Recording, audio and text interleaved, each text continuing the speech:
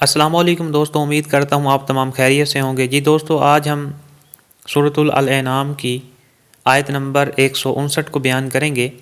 جس میں قرآن مجید میں اللہ تعالیٰ نے فرقوں کے بارے میں کیا فرمایا اور پیارے نبی کو اللہ تعالیٰ نے کیا فرمایا۔ اللہ تعالیٰ سورۃ الانعام میں فرماتے ہیں، ان الذین، بے شک وہ لوگ، فرقوا، جنہوں نے الگ الگ کر دیا، دینہم، اپنے دین کو، وکانوا، اور ہو گئے، شیعہ، گروہ گروہ، لستا، نہیں آپ، منہم، ان میں سے، فی شیء، کسی بھی چیز میں، انما، بے شک، امرہم، ان کا معاملہ، اللہ، اللہ کی طرف ہے، ثم، پھر، ینبئوہم،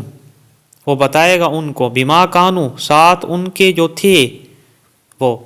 یفعلون، کام کرتے۔ اگر اس کا بائی لائن ترجمہ کیا جائے، اے نبی صلی اللہ علیہ وسلم، جن لوگوں نے اپنے دین کے ٹکڑے کر دیے اور وہ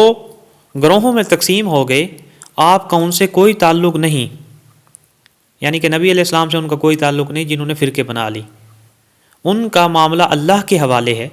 پھر وہ انہیں جتلا دے گا جو کچھ وہ کرتے رہے تھے۔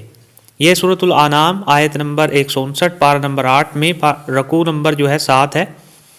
اس میں اللہ تعالیٰ فرماتے ہیں